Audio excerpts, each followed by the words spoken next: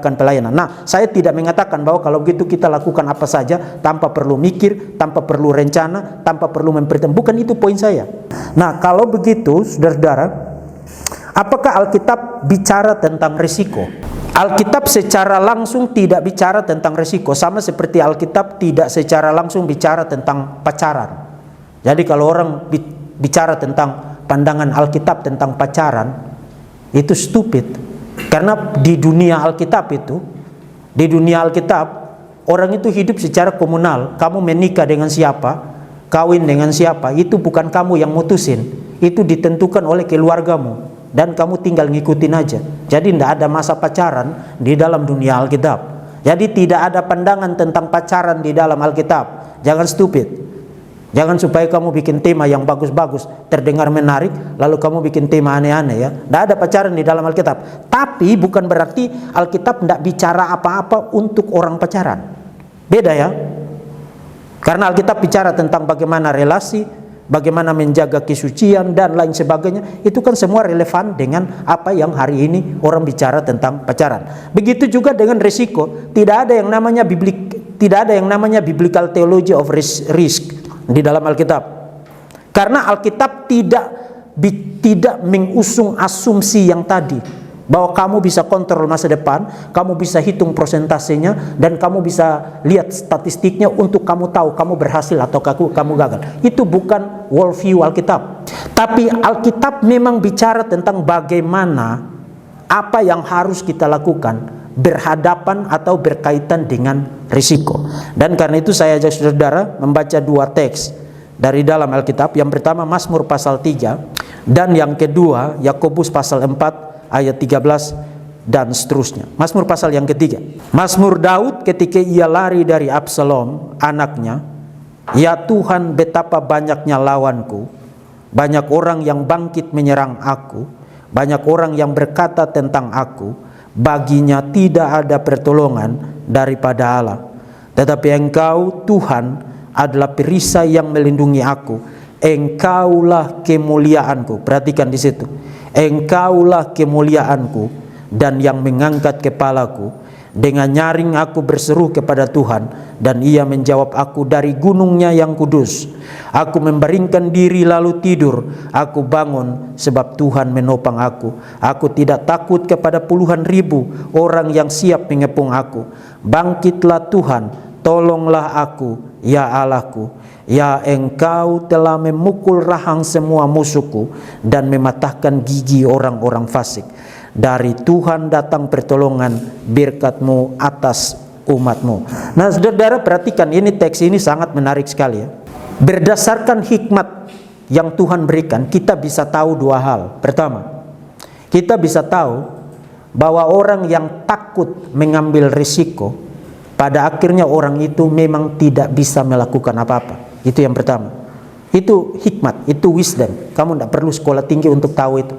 Kalau kamu tidak berani ambil resiko, ya berarti kamu tidak akan melakukan apa-apa, bukan? Tapi yang kedua, sebaliknya, orang yang terlalu berani bertindak tanpa memiliki ketakutan apapun, orang itu juga peluang gagalnya sama seperti orang yang pertama. Jadi ada dua ekstrim di situ ya. Orang yang takut mengambil risiko dan orang yang terlalu berani mengambil risiko juga adalah dua orang yang akan berakhir dengan konsekuensi yang sama, kegagalan. Itu berdasarkan hikmat Tuhan. Tapi kan hidup ini jamak sekali.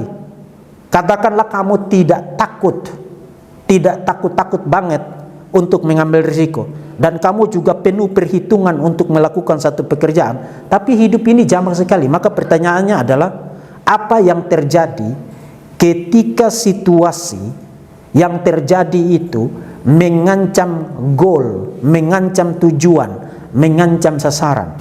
Nah, kalau you baca Mazmur pasal yang ketiga, the whole point dari Mazmur pasal 3 adalah kamu harus merelokasi kemuliaanmu.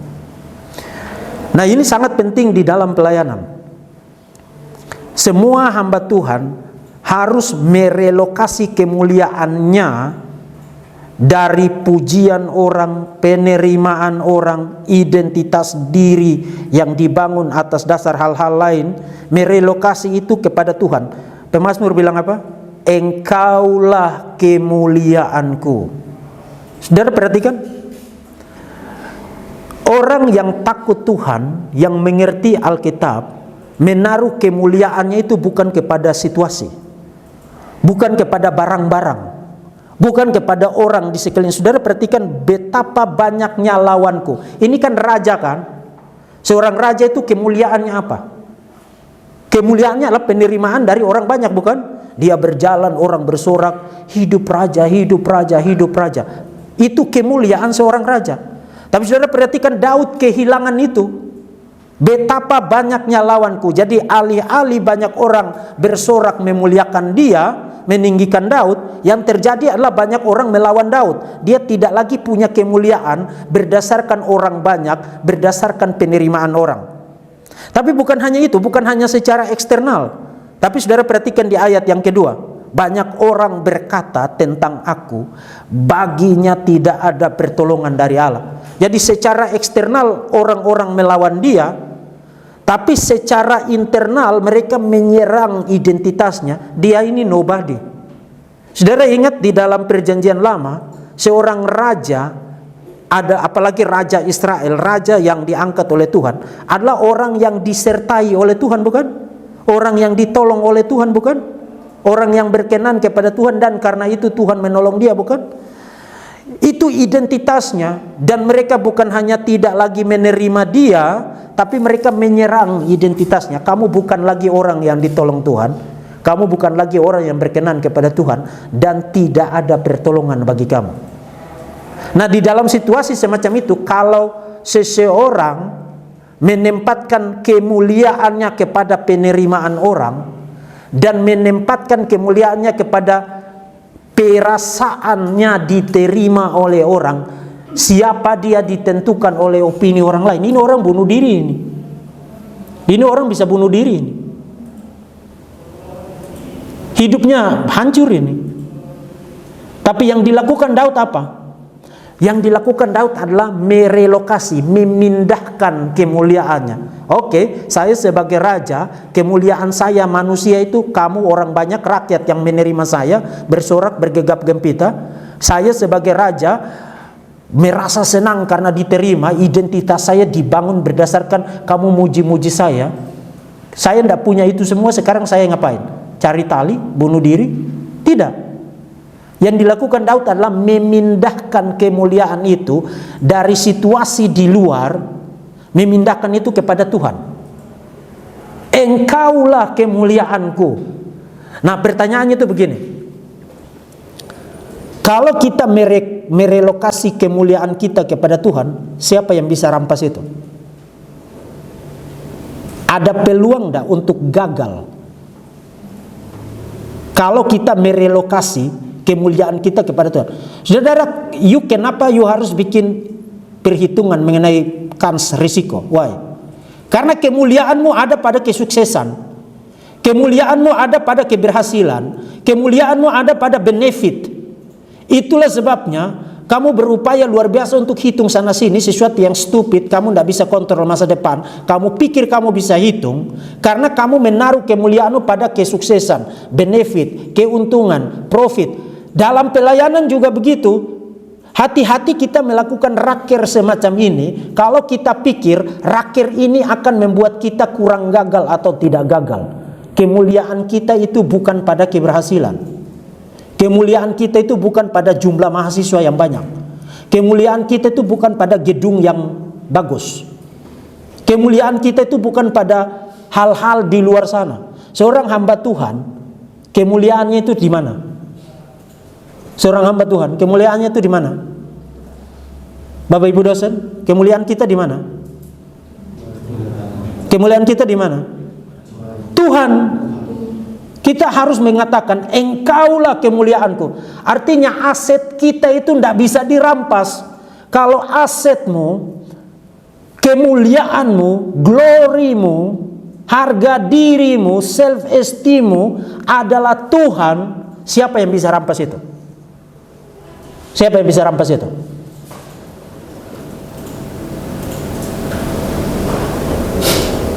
Kita tidak akan menjadi frustrasi menjadi stres, menjadi depresi.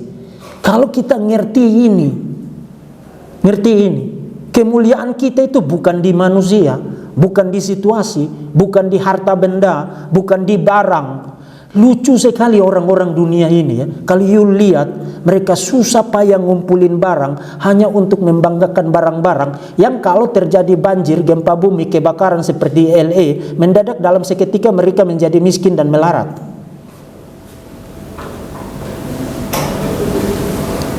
Ini harus ngerti baik-baik. Kemuliaan seorang hamba Tuhan itu bukan di kesuksesan, tapi kemuliaannya ada pada Tuhan. Engkaulah kemuliaanku. Nah, jadi apa yang harus dilakukan oleh hamba Tuhan untuk mengerjakan pelayanan secara baik?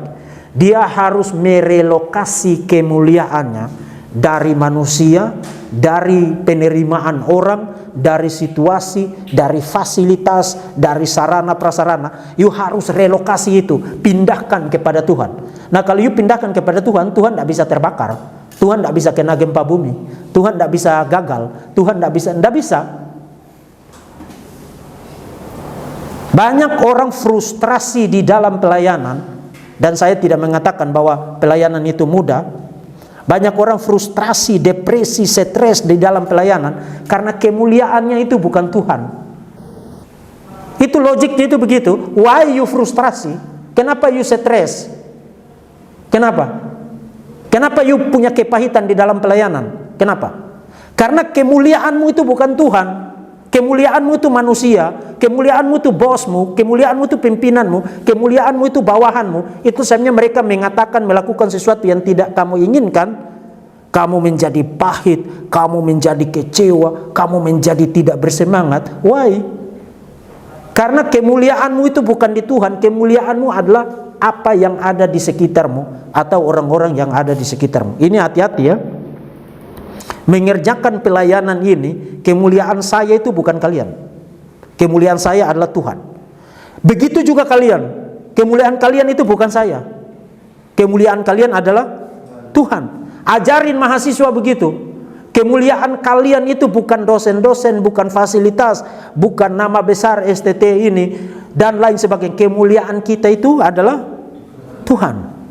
Kita harus merelokasi kemuliaan kita dari manusia, dari harta benda, dari fasilitas, dari gelar, dari posisi, dari jabatan dan lain sebagainya. Merelokasi itu kepada Tuhan. Engkaulah kemuliaanku. Dan itu adalah aset yang tidak bisa diganggu gugat. Itu tidak bisa terbakar, tidak bisa kena gempa bumi, tidak bisa dirampas oleh orang. Tuhan itu solid. Itu yang pertama. Jadi mengerjakan pelayanan itu harus punya mindset itu. Harus punya mindset itu. Dan termasuk ini juga penting, kenapa? Banyak orang pindah sana sini, loncat seperti kutu loncat, karena mencari tempat pelayanan yang tanda kutip lebih enak, yang gedungnya bagus, yang semuanya serba mewah dan lain sebagainya. Dan banyak orang juga mungkin dia tidak pindah sana sini, tapi cenderung untuk menjilat-jilat yang begitu-begitu. Why? Karena kemuliaannya itu bukan Tuhan. Kemuliaannya adalah kondisi. Kemuliaannya adalah kenyamanan. Kemuliaannya adalah kemewahan. Kemuliaannya adalah semua yang lancar. Itu kemuliaannya. Jadi di tempat-tempat di mana hal-hal yang sukar, yang sulit, yang kurang, dia tidak terlalu peduli. Karena apa kemuliaan yang you dapat di situ? You tidak punya kemuliaan di situ, bukan?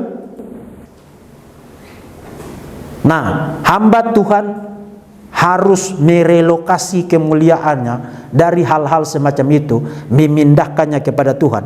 Engkaulah kemuliaanku dan yang mengangkat kepalaku. Artinya Tuhan bukan hanya glory kita, tapi Tuhan membuat kita bangga. Saudara, kalau punya Tuhan sebagai kemuliaanmu, apa yang bisa mempermalukan kamu? Tidak ada yang bisa mempermalukan kamu. Karena memang Tuhan itu membanggakan kok. Saudara, kalau punya saya sebagai kemuliaan saudara, mungkin dalam beberapa hal saya membanggakan kamu, tapi mungkin dalam hal-hal lain saya bisa mempermalukan kamu. Kalau saudara menaruh kemuliaan saudara kepada orang-orang, kepada harta benda, iya apapun itu, you silakan sebutkan. Keluargamu, apapun itu, silakan sebutkan. Mungkin dalam beberapa hal mereka membanggakan. tapi tidak membanggakan di dalam segala hal, bukan? Saudara lihat artis-artis itu kan, kalau di kamera itu wah kelihatan bagus sekali ya, kelihatan serba perfect kan. Itu hidup satu dimensi. Coba you ikuti mereka tiap-tiap hari, tinggal di rumah mereka, perhatikan mereka pada saat mereka tidak tahu kamu sedang perhatikan mereka. Apa yang akan kamu lihat? Yang akan kamu lihat adalah sisi-sisi yang tidak bikin kamu bangga. Tapi pertanyaan saya, kalau kamu ikut Tuhan tiap hari, lihat Tuhan tiap hari, bergaul dengan Tuhan tiap hari, apakah kamu akan menemukan kelemahan Tuhan? No. Saudara ingat lagu Amazing Grace itu, John Newton? Meskipun 10.000 tahun kita sudah ada di surga, kita masih akan tetap kagum dengan Tuhan. Tuhan itu tidak malu-maluin loh. Tuhan itu membanggakan, dan kita akan selalu punya alasan untuk bangga kepada Tuhan. Itu sebabnya kita harus merelokasi kemuliaan kita, pindahin itu, merelokasinya kepada Tuhan. Engkaulah kemuliaanku dan engkau mengangkat kepalaku. Tuhan tidak mungkin mempermalukan kita. Itu harus kita ingat baik-baik. Tuhan tidak mungkin mempermalukan kita. Jadi Tuhan bukan hanya tidak malu-maluin, tapi Tuhan juga tidak mungkin mempermalukan orang yang kemuliaannya itu Tuhan, memindahkan kemuliaannya kepada Tuhan. Ini harus menjadi iman, keyakinan dari seorang hamba Tuhan. Itu yang pertama. Sekarang kita pindah kepada yang kedua. Yakobus pasal yang keempat, ayat yang ke-13 dan seterusnya. Jadi sekarang kamu yang berangkat ke kota Anu, dan di sana kami akan tinggal setahun dan berdagang serta mendapat untung. Sedang kamu tidak tahu apa yang akan terjadi besok. Apa arti hidupmu? Hidupmu itu sama seperti uap yang sebentar saja, kelihatan lalu lenyap. Sebenarnya kamu harus berkata, jika Tuhan menghendakinya, kami akan hidup dan berbuat ini dan berbuat itu. Tapi sekarang kamu memegahkan diri dalam congkakmu, dan semua kemegahan yang demikian adalah salah. Jadi jika seorang tahu bagaimana dia berbuat baik, tapi dia tidak melakukannya, dia berdosa. Itu sebabnya tadi saya katakan, the whole point dari manajemen risiko itu adalah pemberontakan melawan Tuhan. Asumsinya, nah bukan berarti you tidak perlu hitung apa-apa, tidak perlu, bukan itu poin saya. Tapi you berangkat dari asumsi yang melawan Tuhan. You pikir you tahu masa depan, you pikir you kontrol masa depan, you mengendalikan masa depan. Yakobus bilang kamu tidak tahu. Di dalam konteks ini dia bicara tentang orang yang melakukan perjalanan bisnis, perencanaan bisnis, kemudian mulai mikir, saya akan bikin ini, saya akan bikin itu, saya akan dapat ini, akan dapat itu, mungkin akan begini, mungkin akan begitu, dan bahagialah hidup saya, sejahteralah hidup saya. Ini satu perjalanan bisnis yang akan membawa keuntungan bagi saya. Yakobus bilang, kamu tidak tahu. Mestinya kamu rendah hati untuk bilang, kalau Tuhan berkenan. Saudara, kenapa itu kalimat yang sangat penting sekali? Waktu you bilang kalau Tuhan berkenan, pertama you mengaku you tidak tahu apa yang akan terjadi. You tidak bisa kontrol itu. Itu yang pertama. Yang kedua, you mengaku bahwa apapun yang terjadi, terjadi atas kehendak Tuhan. Jadi, saudara, hal kedua yang harus kita mengerti di dalam mengerjakan pelayanan adalah merendahkan diri kita, tunduk kepada kedaulatan Allah. Itu sebabnya saya percaya teologi reform itu benar di situ. Tidak ada satupun teologi yang bicara tentang kedaulatan Allah seperti teologi reform. You cari aja. Arminianism, Katolisism, semua yang ada, Wesleyan, Metodisme, tidak ada. Semua di luar teologi reform selalu memberikan penekanan kepada manusia. Apa usahamu, apa yang harus kamu lakukan, dan lain sebagainya. Teologi reform bilang tidak, kita harus mulai dari Tuhan. Tuhan berdaulat mutlak. Tuhan mengendalikan segala sesuatu. Providensi Tuhan itu mutlak dan absolut. Apapun yang terjadi itu atas kehendak Tuhan. Atas kehendak Tuhan. Itu teologi reform. Harus tunduk dulu, mengaku dulu. Pertama, saya tidak tahu masa depannya. Kita tidak tahu loh apakah STT ini akan berdiri, masih berdiri 5 tahun, 10 tahun lagi loh. Tidak tahu loh kita. Kita bisa rencana ini itu kan. Kita hari ini mengatakan raker, tapi masih ada enggak STT ini 3 bulan lagi? Atau 6 bulan lagi?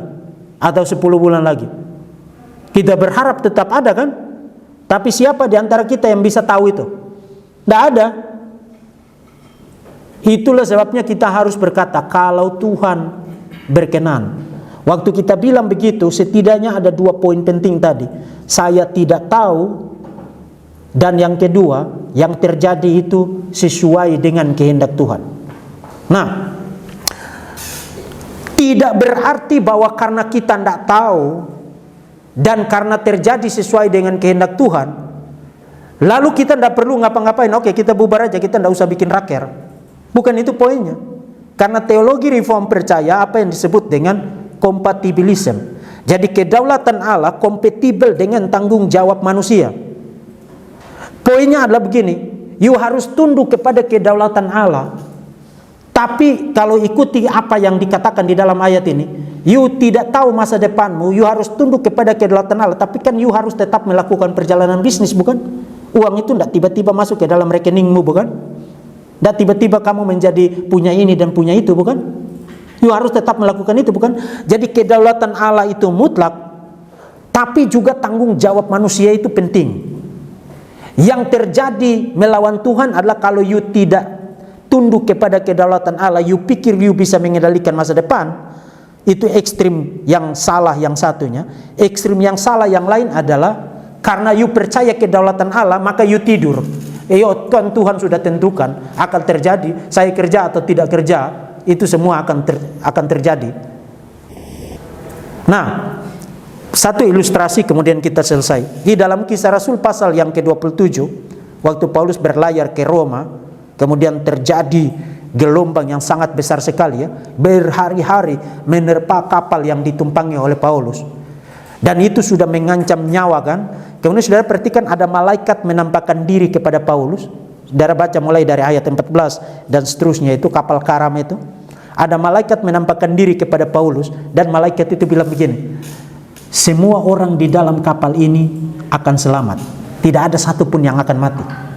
Itu nubuat dari malaikat itu disampaikan kepada Paulus. Tidak akan ada orang yang mati akibat daripada badai ini.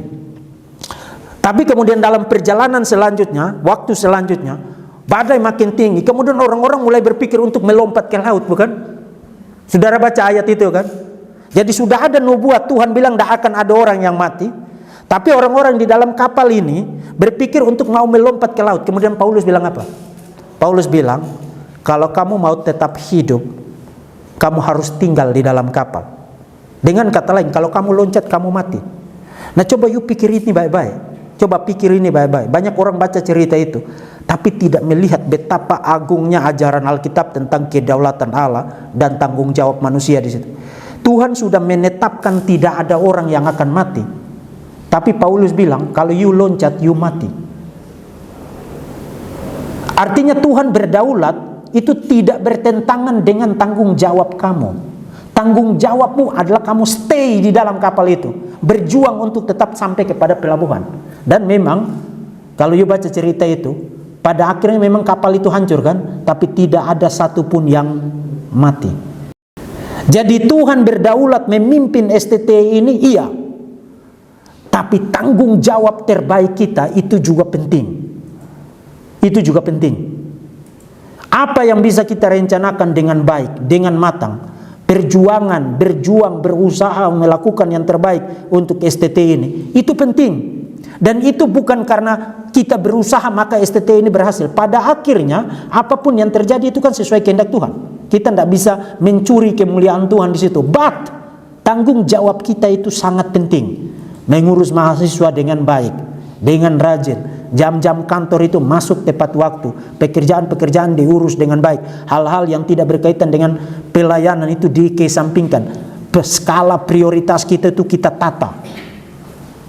Memprioritaskan hal-hal yang penting, hal-hal yang baik, hal-hal yang mendatangkan kemuliaan bagi Tuhan, damai sejahtera bagi orang-orang lingkungan yang ada. Itu semua prioritas kita dan itu tanggung jawab kita. Jadi kalau kita mess up bukan berarti Tuhan yang salah. Itu konsekuensi dari kelalaian kita.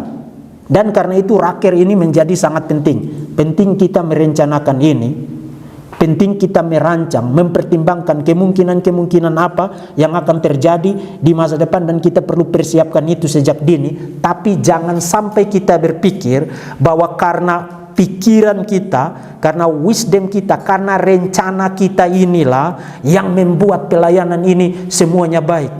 Berapa banyak hamba Tuhan yang mengelola pelayanan itu seperti mengelola perusahaan, dan pada akhirnya dia bilang begini, you lihat pelayanan kami, STT kami, gereja kami, kenapa begini? Karena manajemennya bagus. Mengatur manajemen dengan rapi itu bagus, tapi bukan itu penyebab pelayanan itu berjalan dengan baik. Itu bukan penyebab ultimate-nya. Kalau Tuhan tidak berkenan, kamu mau panggil 10.000 profesor dalam bidang yang bersangkutan, menyusun rencana dengan manajemen risiko yang baik dan solid pun, kalau Tuhan tidak berkenan, 5 detik kemudian kamu gagal. Itulah sebabnya saudara, mengerjakan pelayanan begini, yang diperlukan itu pertama kita harus pindahin dulu kemuliaan kita. Kemudian yang kedua, tunduk kepada kedaulatan Allah. Pimpinan Tuhan, kehendak Tuhan harus menjadi prioritas kita. Kita harus ingat kita hanya alat, bukan kita. Kita ini bukan bos, kita ini bukan kita semua hanya alat di tangan Tuhan yang Tuhan pakai untuk memenuhi kehendak Tuhan. Dan kita yang ketiga, kita harus ingat semua yang kita kerjakan itu matter, penting. Semua yang kita kerjakan itu penting. Jadi Tuhan berdaulat, tapi semua yang kita kerjakan itu penting. Dan karena itu kita perlu merencanakan pelayanan kita, merancang pelayanan kita, mempertimbangkan hal-hal yang kemungkinan akan terjadi dengan takut dan hormat kepada Tuhan, tapi juga dengan setia, dengan baik, dengan pintar, dan dengan bertanggung jawab. Pelayanan tidak boleh dikerjakan asal-asalan. Tidak boleh. Pelayanan tidak boleh dikerjakan asal-asalan. Dan karena itu raker ini menjadi sesuatu yang sangat penting untuk kita kerjakan.